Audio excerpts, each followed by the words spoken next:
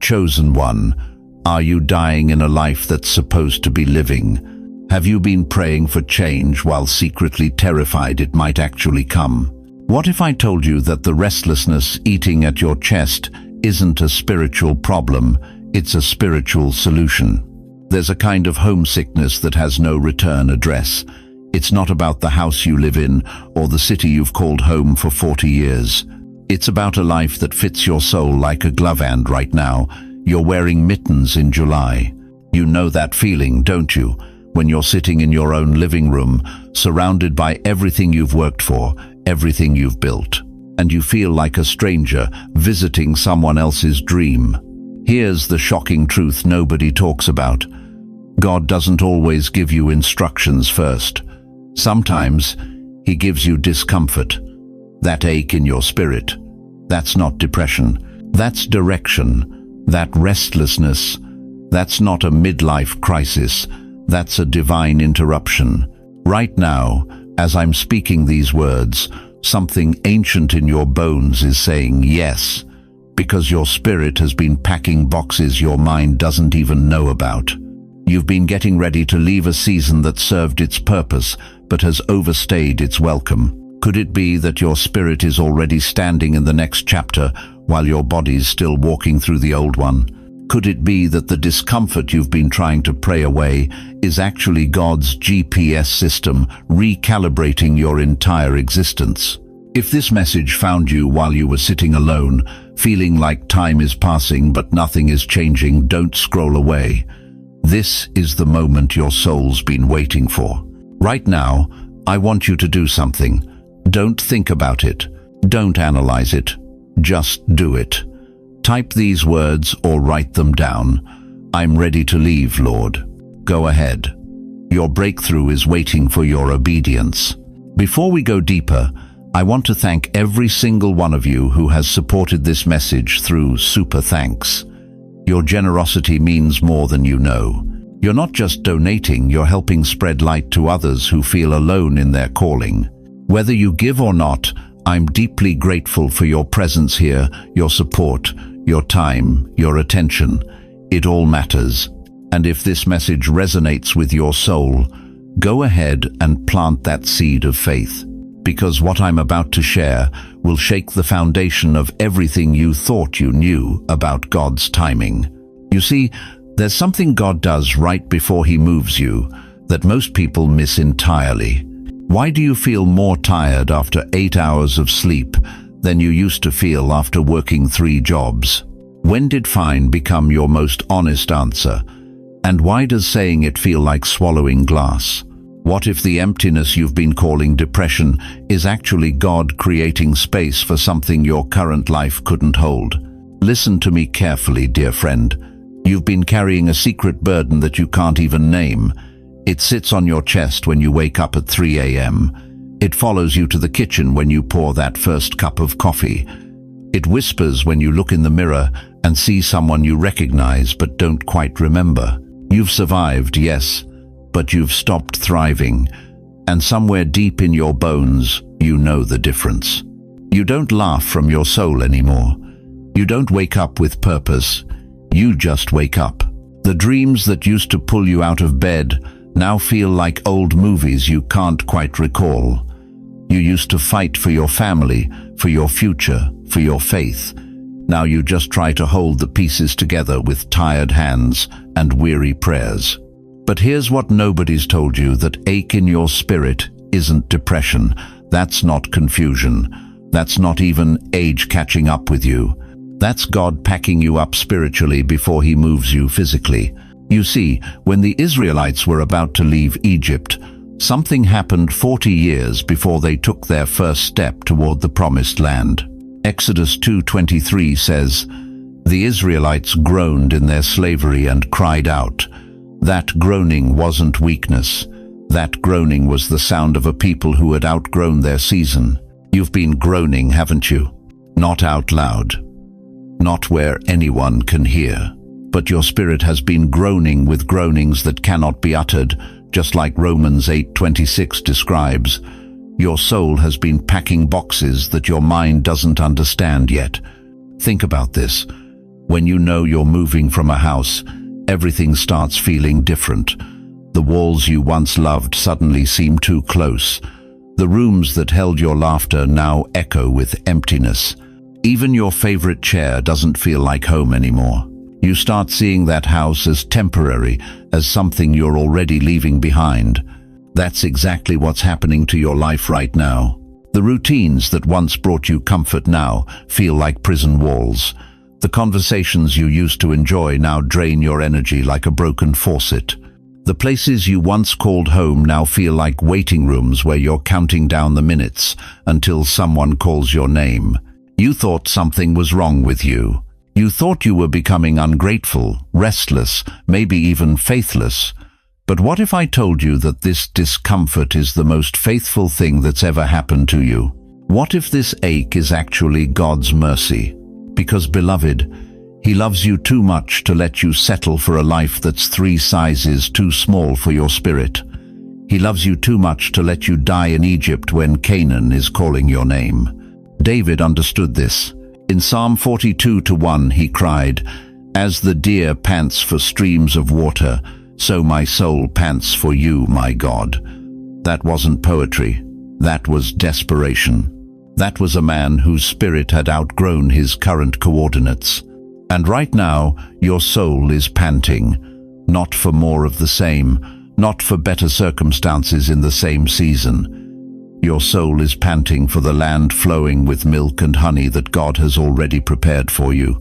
But here's the part that will shake you to your core. You've been trying to fix the ache.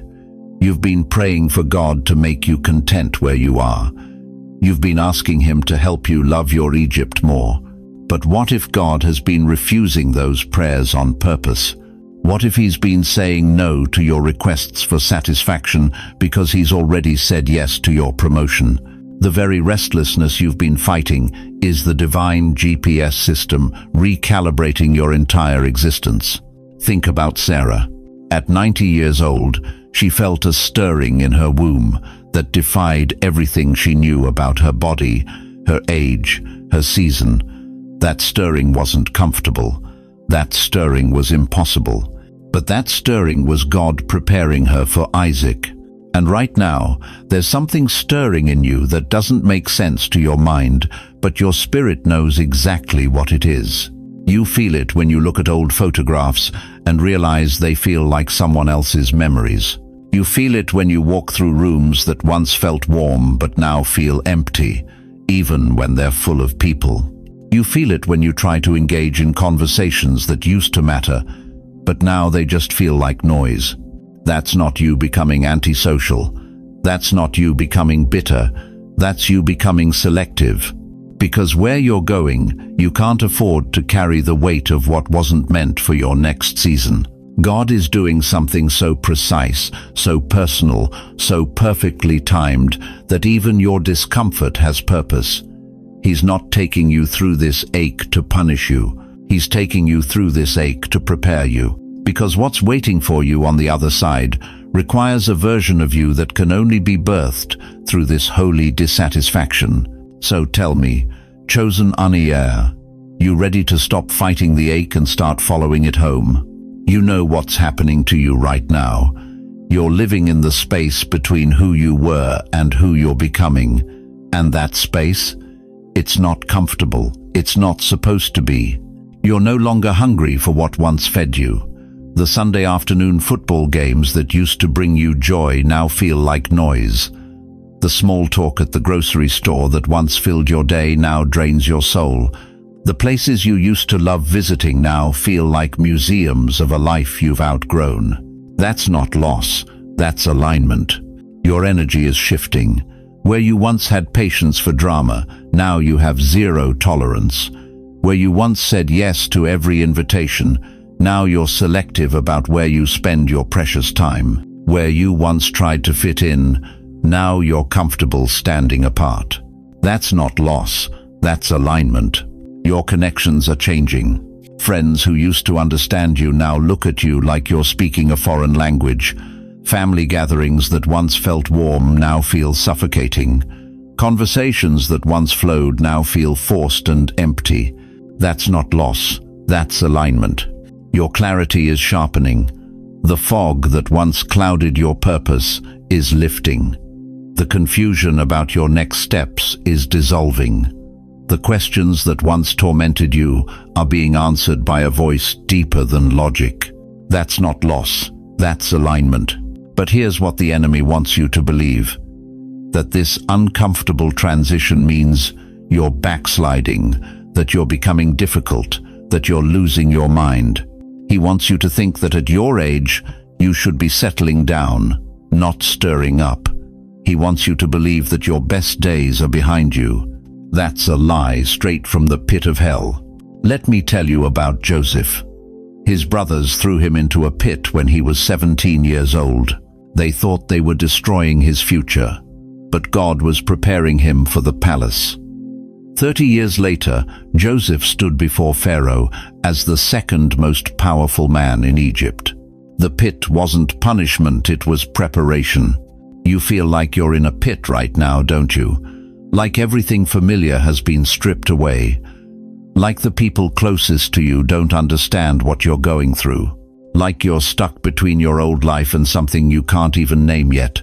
You're not in a pit. You're in preparation. Look at Moses. 40 years he wandered in the wilderness with a bunch of complainers who wanted to go back to slavery rather than step into their promise. 40 years of hearing, "Are we there yet?" 40 years of dealing with people who couldn't see past their circumstances to their calling. But Moses didn't give up. And at 80 years old, 80 high, stood at the edge of the Red Sea and watched God part the waters. The wandering wasn't wasted time. It was preparation time. It was character-building time. It was getting ready for a miracle time. You think you've been wandering, but you've been training. You think you've been waiting, but you've been strengthening. You think you've been delayed, but you've been developed. You're not too old. You're just too chosen to stay where you are. Abraham was 75 when God told him to leave everything he knew and go to a land he'd never seen. 75. Most people are thinking about retirement at 75. Abraham was thinking about relocation. He didn't have GPS. He didn't have Google Maps. He didn't even have a clear destination.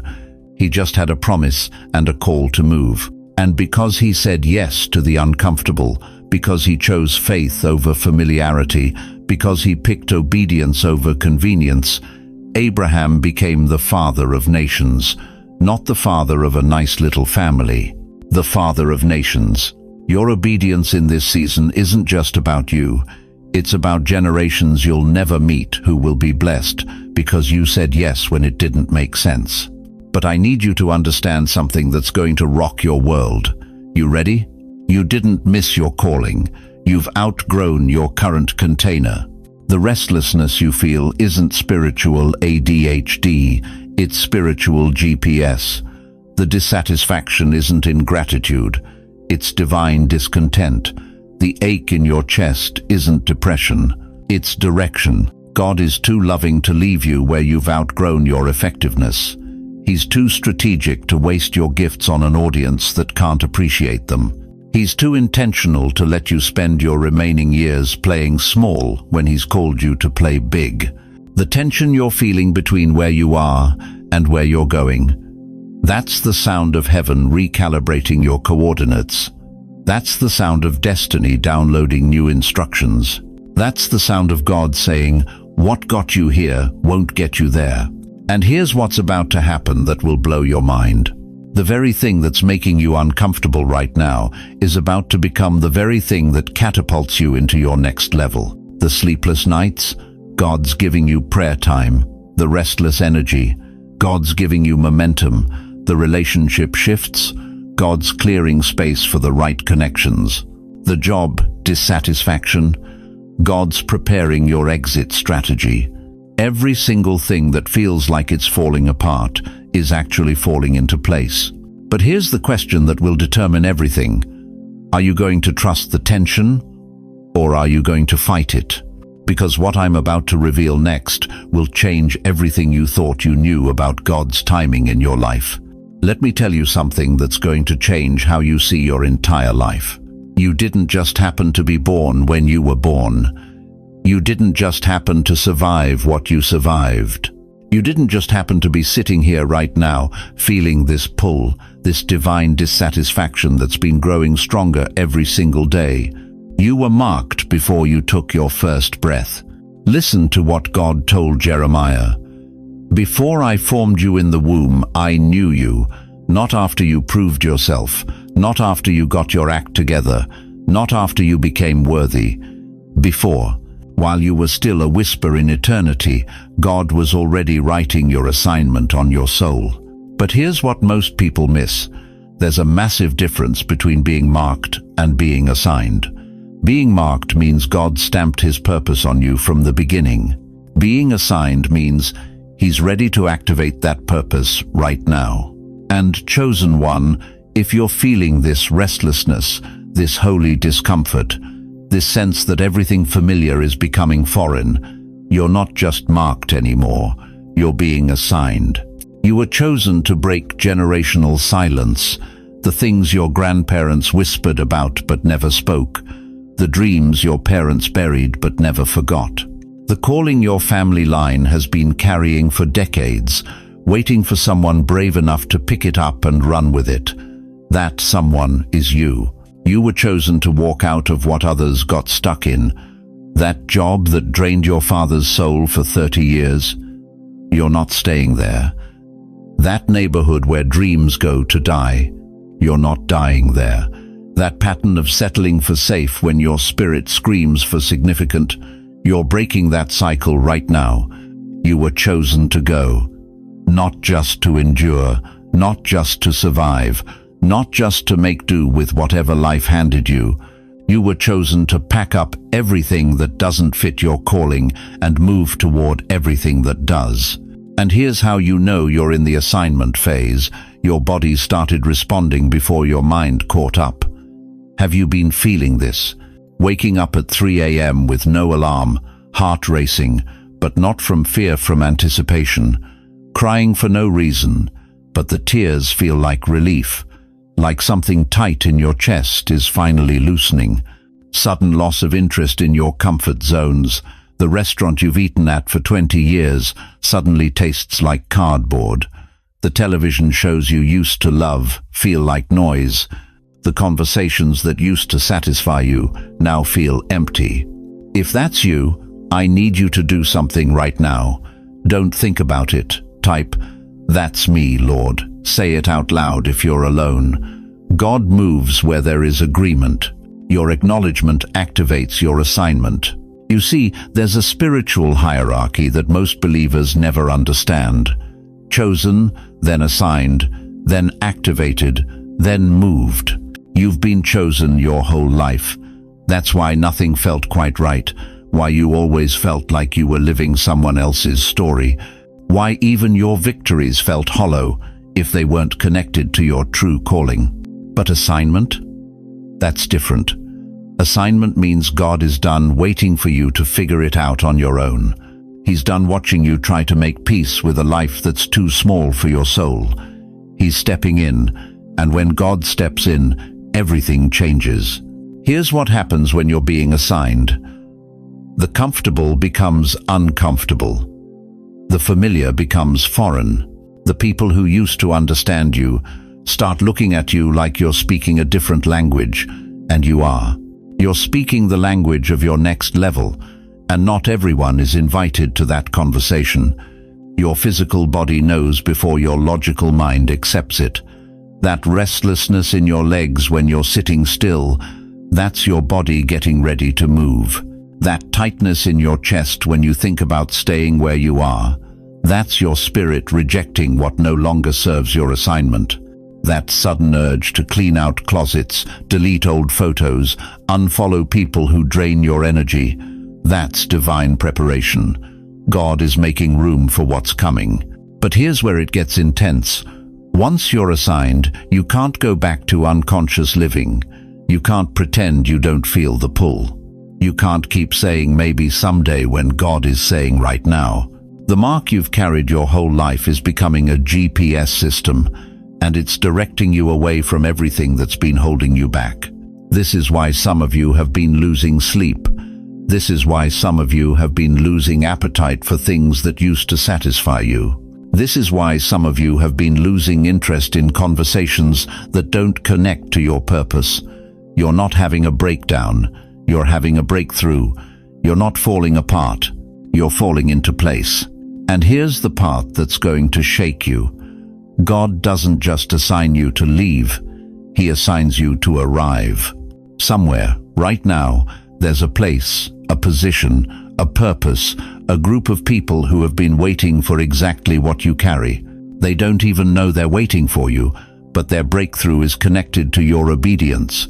Your assignment isn't just about your elevation, it's about their liberation. The question is, are you going to keep fighting the pull, or are you going to surrender to the assignment? Because what I'm about to tell you next will reveal exactly why God chose this moment, this season, this specific time in history to activate your calling. Listen to me very carefully. Chosen one. What you've been calling restlessness isn't a spiritual malfunction, it's a divine download. God has been whispering coordinates to your soul, and your spirit has been responding before your mind even caught up. You're not just being moved across a map, you're being moved across identity. Think about this.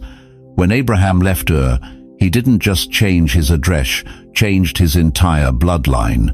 When Moses led Israel out of Egypt, they didn't just escape slavery, they discovered who they really were. When Ruth followed Naomi into the unknown, she didn't just find a new country, she found Boaz, found love, found purpose, and became part of the lineage of Christ himself. Do you see the pattern? Every time God relocates someone in Scripture, He's not just changing their geography, He's changing their destiny. And right now, He's doing the same thing with you. Isaiah 43:19 says, "Behold, I am doing a new thing.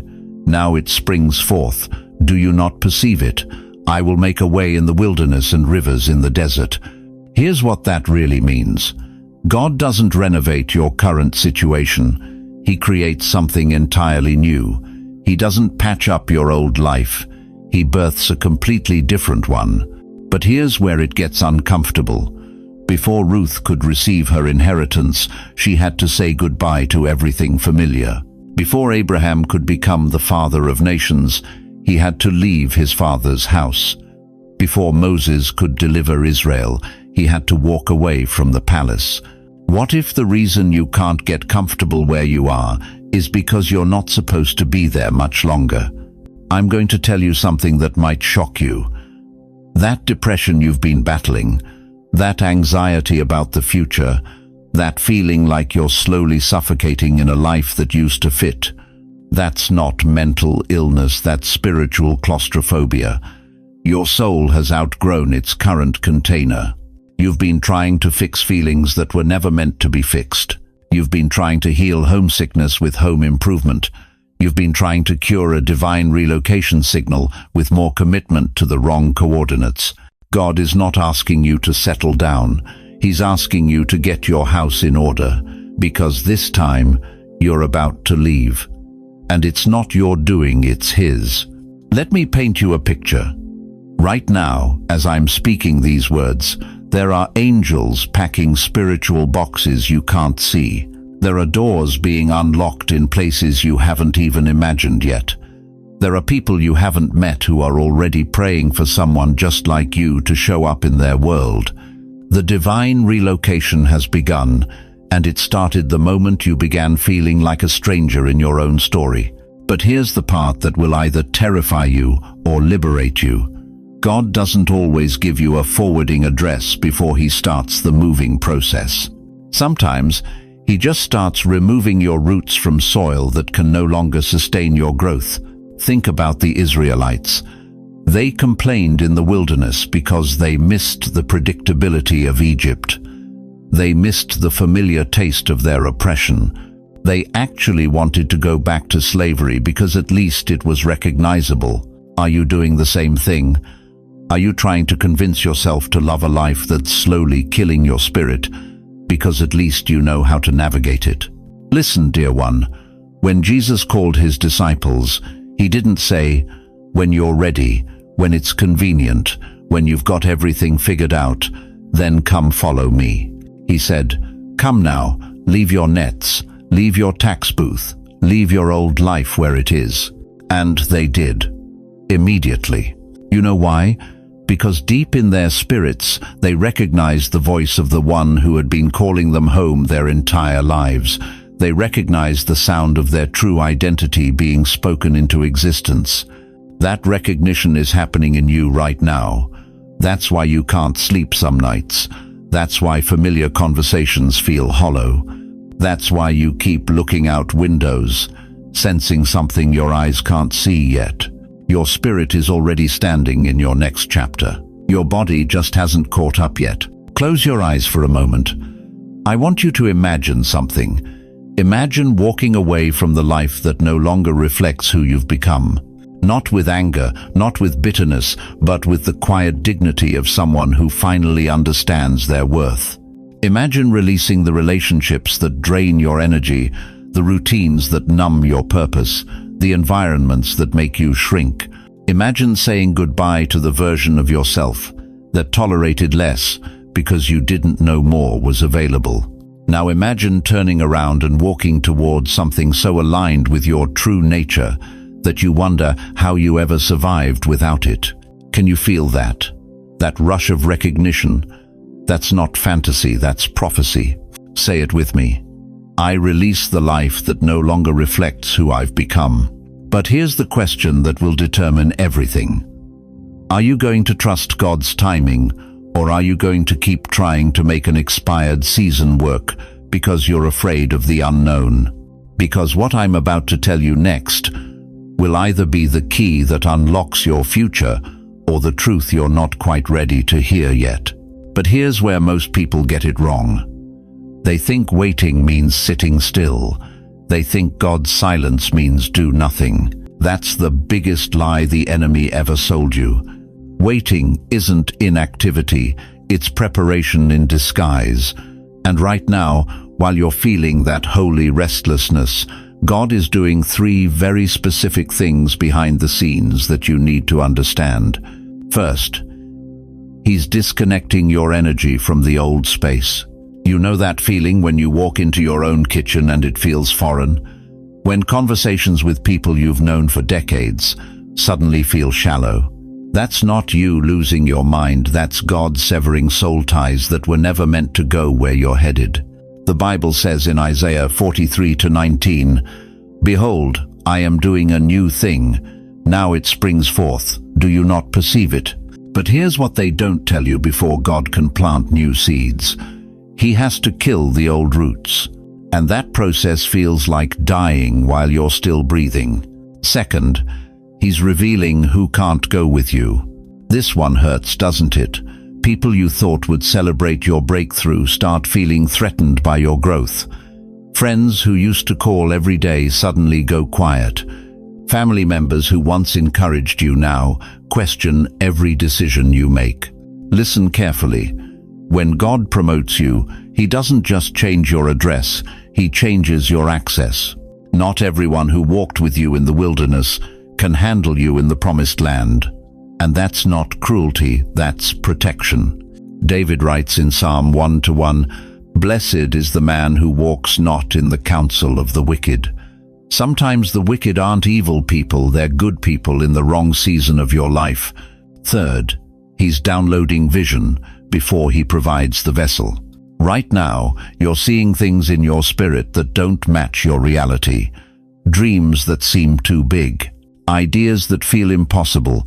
Visions of yourself in spaces you've never occupied. That's not fantasy, that's prophecy. God showed Abraham the land before He gave him the map.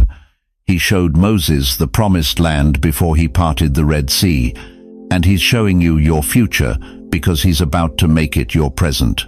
But here's the critical part: you have work to do while you wait. Every morning, before you reach for your phone, before you check the news, before you let the world tell you what to think, pray. Not the religious prayers you learned in Sunday school. Raw prayers. Desperate prayers. God, I'm ready for whatever you're doing prayers. Start journaling what's shifting. Write down the dreams that wake you up at 3 a.m. Document the conversations that drain you. Notice what used to excite you that now feels dead. This isn't random. This is God's GPS system recalibrating your entire existence. Remove what no longer feels alive. That dress hanging in your closet that you haven't worn in 2 years, give it away. Those books gathering dust that once inspired you, donate them. That friendship that survives on nostalgia alone, let it go with love. Think of it as packing spiritually. You can't take everything to your next level. Some things served their purpose in your survival season, but they'll suffocate you in your breakthrough season. The Israelites couldn't take Egyptian gold into the promised land without melting it down first. What got you through the wilderness won't sustain you in your destiny. Here's what I want you to do right now. If you know God's been whispering to you about a move physically or spiritually, comment your city below. We're going to start praying over your relocation, because when believers agree together, things shift in the heavenly realm. Don't underestimate this moment. You're not just watching a video, you're participating in a divine setup. Your breakthrough is watching you right now, waiting to see if you'll take the next step. Because the uncomfortable truth is this: God's been preparing your destination longer than He's been preparing you for it. And the gap between where you are and where you're going is about to collapse. But first, you need to understand the signs that your departure is imminent. Listen to me carefully, dear ones. What I'm about to tell you will sound impossible until it happens to you. And when it does, and it will, you'll remember this moment as the day you finally understood why nothing else ever felt right. You're not just moving to a new place, you're moving to a place that's been waiting for you. Think about Abraham. God didn't just say, leave your country. He said, go to the land I will show you. Past tense, already prepared, already designated, already furnished with purpose before Abraham even took his first step. Genesis 12:1 doesn't say God was going to find Abraham a place. It says he already had one picked out. What if the reason you've never felt at home anywhere is because your real home has been under construction this entire time? I know you've tried. Lord knows you've tried. You've rearranged furniture for 30 years, thinking maybe if you moved the couch to the other wall, if you painted the kitchen a different color, if you joined a different church, if you made different friends maybe, then you'd feel like you belonged. But honey, you can't renovate your way into destiny. You can't decorate your way into divine placement. The problem was never your effort. The problem was your location. You've been a square peg trying to fit into a round hole, and every time it didn't work, you thought something was wrong with you. But what if nothing was wrong with you? What if you were just in the wrong socket?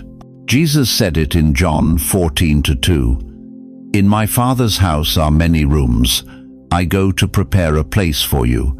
Notice he didn't say I'm going to look for a place.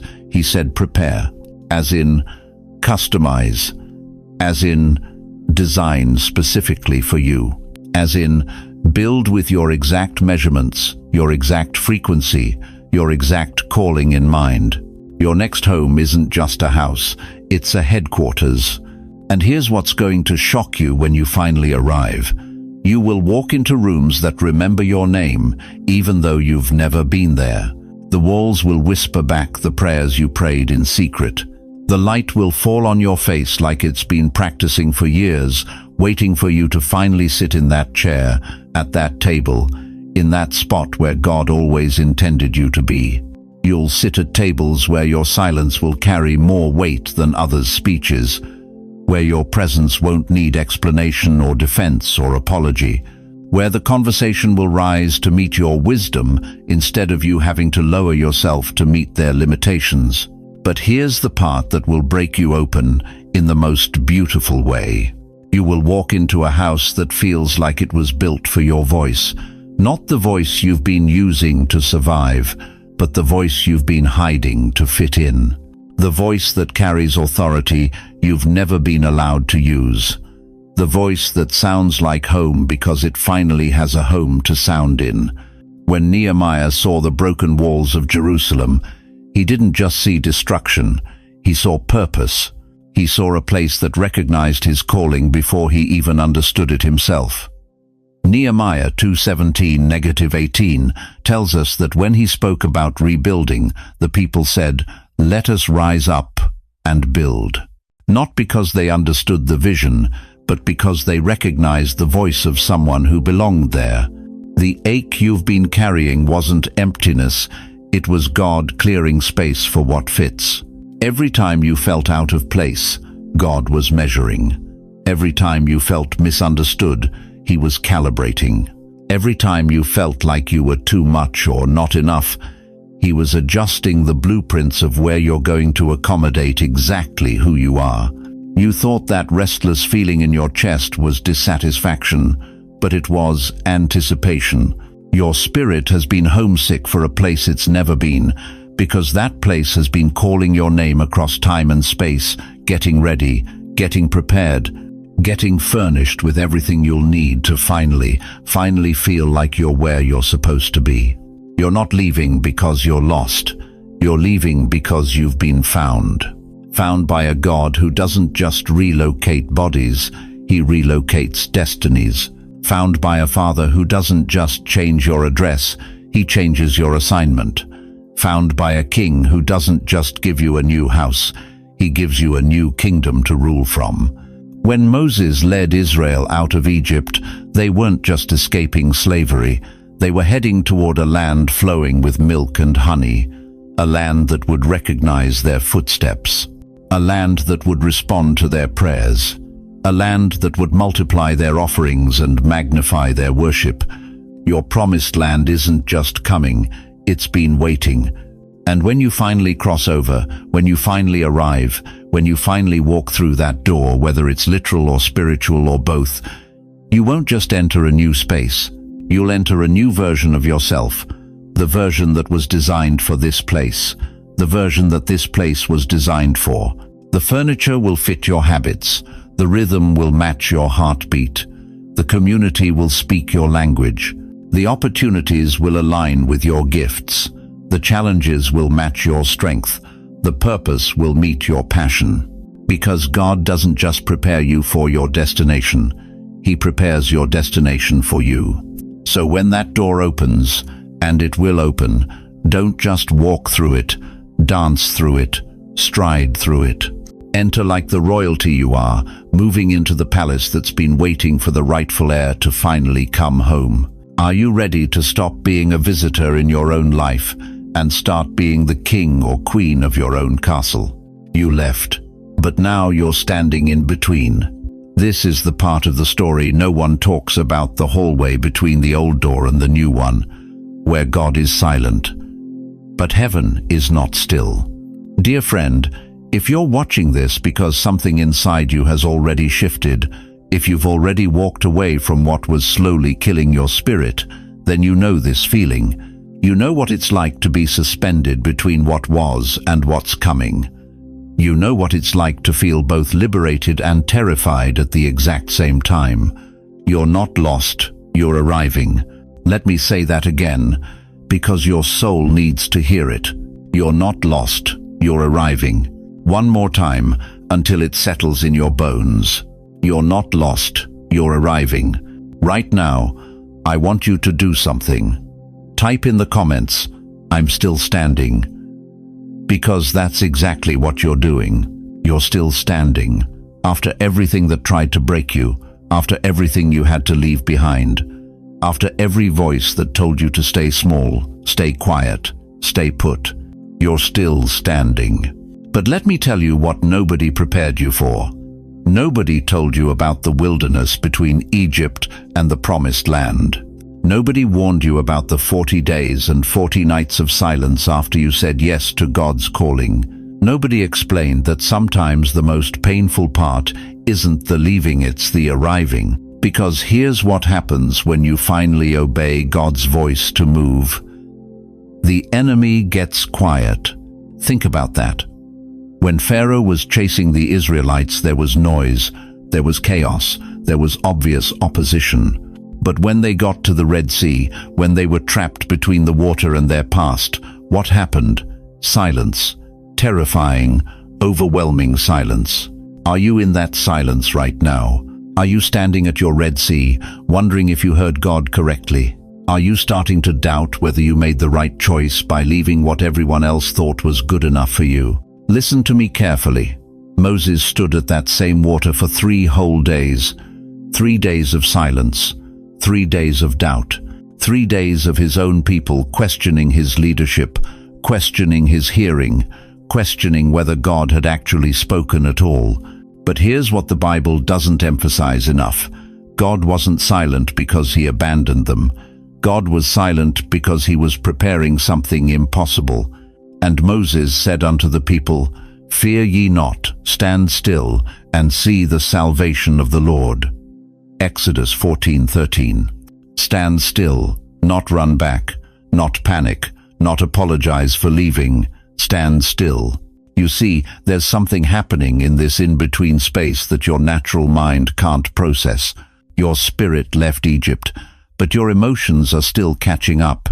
Your faith said yes to the promise, but your flesh is still grieving what you left behind. This is where most people turn around. This is where most people decide that familiar pain is better than unknown possibility. This is where most people convince themselves that they misheard God, that they were being dramatic, that they should go back and make the best of what was slowly suffocating them. But not you. Not this time. Because here's what I need you to understand about this hallway you're standing in. You're not suspended in nothing. You're suspended in something sacred. The Hebrew word for wilderness is midbar, and it doesn't just mean empty space. It means the place where God speaks, the place where revelation happens, the place where your identity gets rewritten. Right now, while you're feeling lost between chapters, God is doing surgery on your soul. He's removing the parts of you that belong to survival mode. He's healing the places that learn to accept less than his best. He's rewiring your nervous system to receive abundance instead of just enduring scarcity. But this process doesn't feel like blessing, it feels like death. And that's because it is death. The death of who you had to become to survive where you came from. The death of the voice that whispered, "This is as good as it gets." The death of the version of you that was content with crumbs when God had prepared a feast. Verily, verily, I say unto you, except a corn of wheat fall into the ground and die, it remaineth alone. But if it die, it bringeth forth much fruit. John 12:24. You're not falling apart. You're falling into something greater. But here's the part that will either break you or make you. This transition isn't happening on your timeline. It's happening on heaven's timeline. And heaven operates outside of your urgency, outside of your fear, outside of your need to have everything figured out right now. You want to know when you'll arrive at your new chapter, when you stop trying to rush the process, when you stop looking over your shoulder at what you left, when you stop demanding that God explain his methods before you trust his heart. The silence isn't punishment. The silence is preparation. Every day you stand in this in-between space without going back is a day you're proving to yourself that you can trust God even when you can't see him working. Every day you choose faith over familiarity is a day you're building spiritual muscle for what's coming next. Because what's coming next is going to require a version of you that can handle blessing without breaking, a version of you that can walk in favor without feeling guilty, a version of you that can receive love without wondering what you did to deserve it. And that version of you is being born in this very silence. So the question isn't whether you're going to make it through this transition. The question is, are you going to trust the process long enough to see what God is building in the quiet? Now that you've typed those words, "I'm ready to leave," Lord, let me tell you something that might shock you. The hardest part isn't leaving. The hardest part is what happens after you've left but before you've arrived. Why does arrival still feel like anxiety? Because you're stepping onto land your spirit remembers, but your flesh has never walked on. Listen to me carefully. Right now, thousands of you are living in what I call the prophetic in-between. You've packed your emotional bags. You've said your goodbyes out loud, some in the silence of your heart. You've crossed your Red Sea moment. The old chapter is officially closed. But here's what nobody prepared you for: the wilderness between deliverance and destiny. Moses led 2 million people out of Egypt in a single night. Miraculous, right? But it took 40 years to get Egypt out of them. 40 years. Not because God was slow, but because God doesn't just deliver you from a place, He detoxes you from it. You see, dear one, you can leave Egypt in a night, but it takes a season to get Egypt out of you. Is that why you're feeling so strange right now? Is that why freedom feels heavier than bondage did? Is that why you're questioning everything, even though you know you heard God clearly? Here's the brutal truth. Your body is walking in your new reality, but your nervous system is still programmed for your old trauma. Your spirit knows you're free, but your flesh keeps looking over its shoulder for Pharaoh's army. That restlessness you feel, that's not doubt, that's detox. That confusion clouding your mornings, that's not weakness. That's withdrawal from a life that almost killed you but felt familiar enough to call home. That anxiety creeping in at 3 a.m. when you should be celebrating your breakthrough, that's your soul learning to breathe in air it's never tasted before. You're not broken, you're in prophetic re-entry. The Israelites had the same problem. Exodus 16 tells us they actually complained about freedom. Can you imagine? They said, "We wish the Lord had killed us in Egypt. There we sat around pots of meat and ate all the food we wanted."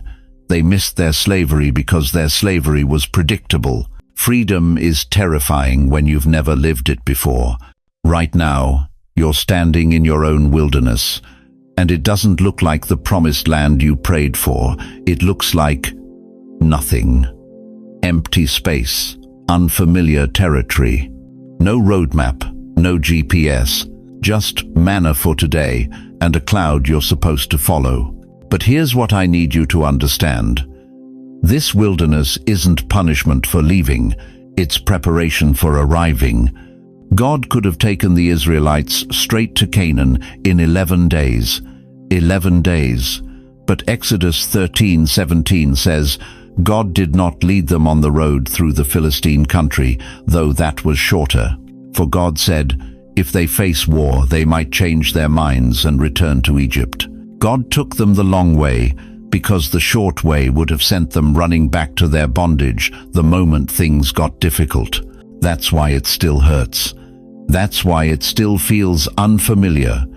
You're not lost, you're being prepared for a land your old self could never have conquered. Every morning you wake up feeling displaced. That's your Egyptian mindset dying.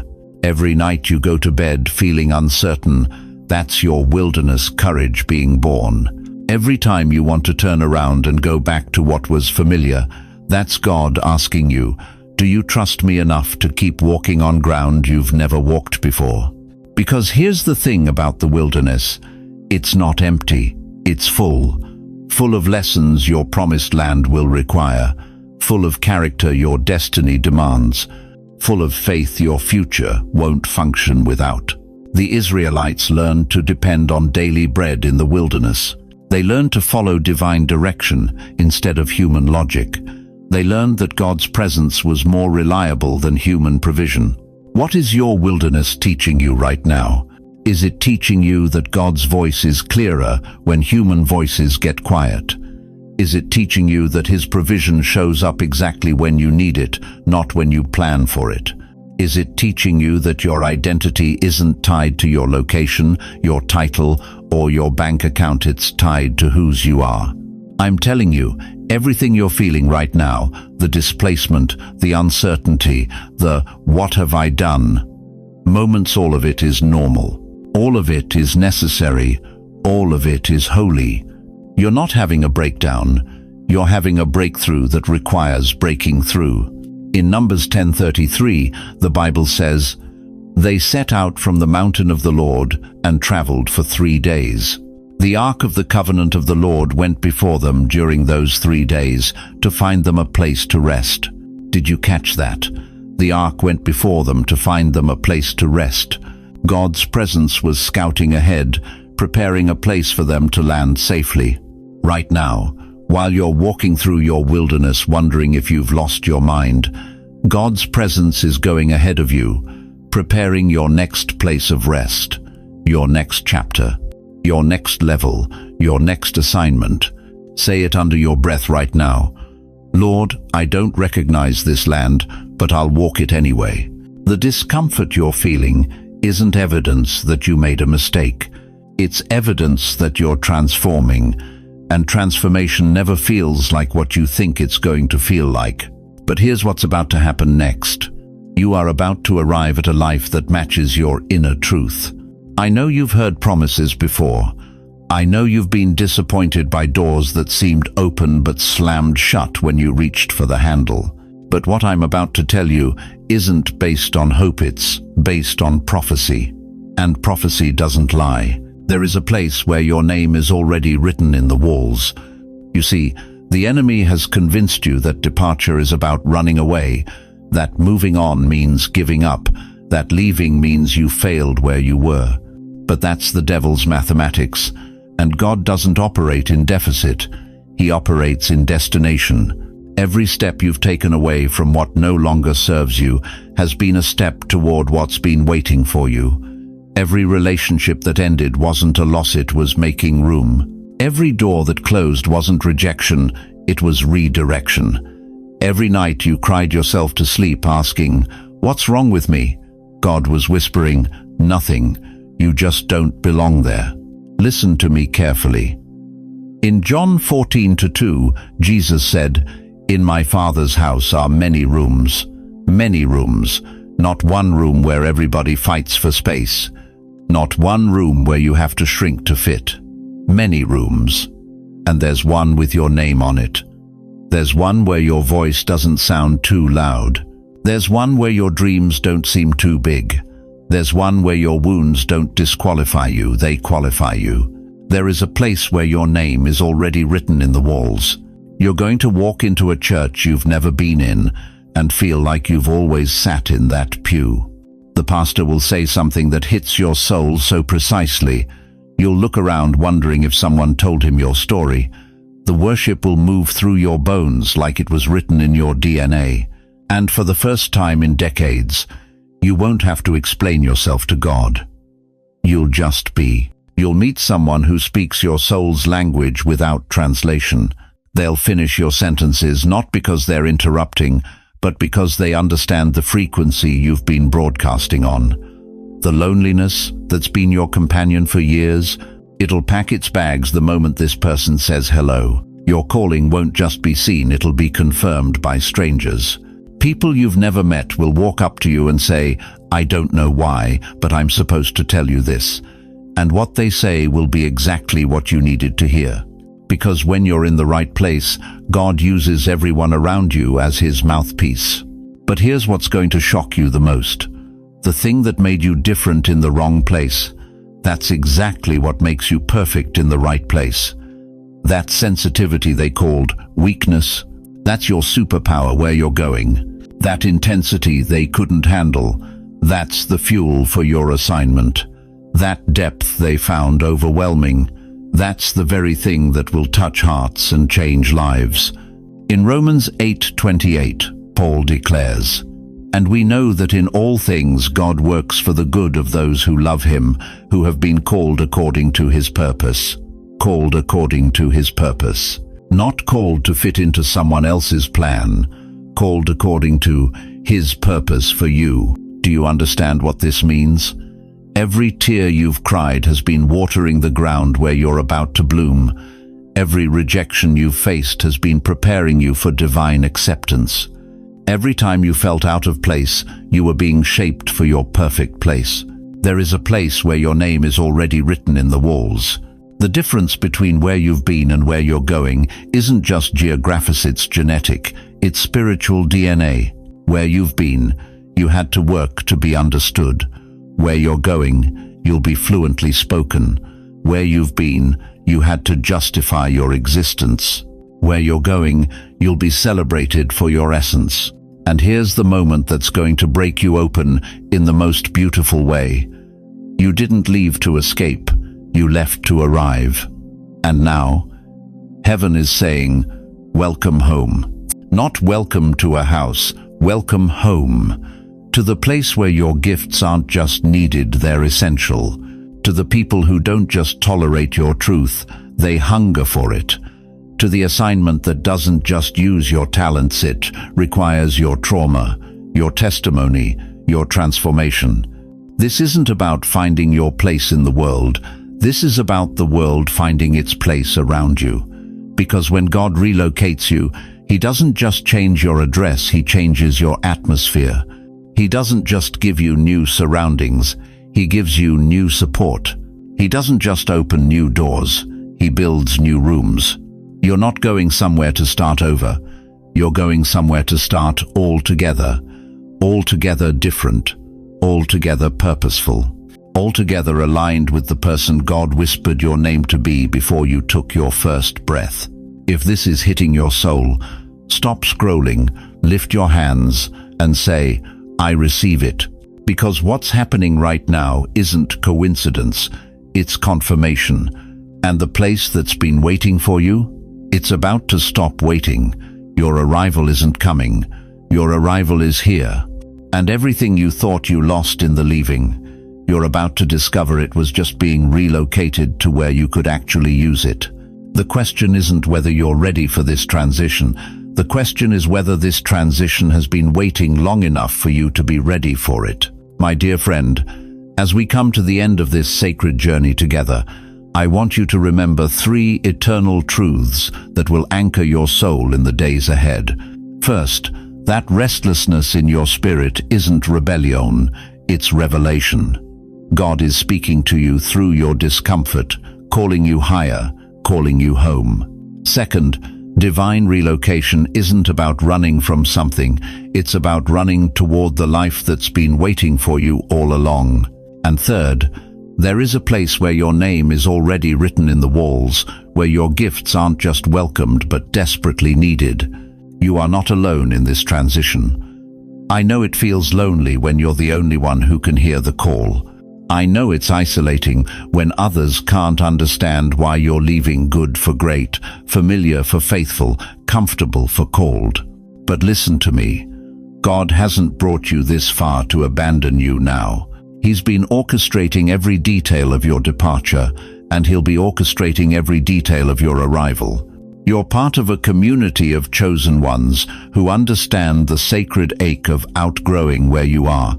Right here in this moment, thousands of people are feeling exactly what you're feeling. They're hearing their name called from a place they've never been. They're feeling their soul pack bags their mind doesn't understand. You are surrounded by invisible warriors who know the cost of obedience and the price of staying when God says go. Before I release you, let me ask you this. If you knew with absolute certainty that God was moving you toward your purpose, toward people who need what you carry, toward a life that fits your soul like a custom-made garment, would you still be afraid to leave what no longer serves you? Now, let me pray over you with the authority of 50 years of watching God move His people from glory to glory. Heavenly Father, I place my hand on the shoulder of every precious soul hearing this message. Lord, they've been carrying the weight of transition, the confusion of calling, the loneliness of being misunderstood. But you see them, you know them. You've been preparing their place of belonging, even as they've been preparing their hearts to leave. Father, I pray that you would give them supernatural peace in the leaving. Let them know that every door you close behind them is sealing off what would have limited them. Every relationship that shifts is making room for connections that will sustain them. Every uncomfortable moment is labor pain for the life about to be born through their obedience. God, open their eyes to see the signs you've been sending. Open their ears to hear your voice above the noise of doubt. Open their hearts to receive the courage they need to step into what you've prepared. Give them divine favor with the right people at the right time. Make their path clear and their steps sure. And Lord, when they arrive at their place of purpose, let them look back and see your fingerprints on every twist and turn. Let them understand that what felt like wandering was actually you leading them through the wilderness into their promised land. Bless them with the strength to leave, the faith to journey, and the wisdom to recognize home when they see it. Let them be a beacon of hope for others who feel called to leave but don't know how to trust the process. In Jesus' mighty name, we declare that their leaving is ordained, their journey is protected, and their arrival is guaranteed. Amen. Now, I want to hear from you. In the comments below, share where you sense God calling you. It might be a new city, a new career, a new relationship, or simply a new way of being. Don't hold back. Your story might be exactly what someone else needs to hear to take their first step. If this message resonated with your soul, please share it with someone who's been feeling the sacred restlessness. Remind them they're not crazy, they're called. Let them know there's a community here ready to pray them through their transition. Thank you for staying with me through this entire message. Your faithfulness to listen tells me you're serious about hearing God's voice in your life. If you haven't already, please subscribe to this channel so you never miss a word God wants to speak over your journey. Hit that bell so you're notified the moment new hope drops. Remember, dear one, you're not leaving something. You're arriving somewhere, and heaven is already preparing your welcome home celebration. Until we meet again, keep listening for your name being called from the place you've never been, but somehow already know. Your divine departure is heaven's way of guiding you to your divine destination. Go in peace, go in power, go in the absolute certainty that you are loved, you are chosen, and you are exactly where God wants you to be, even if where you are is in transition. The journey continues, and so does the blessing.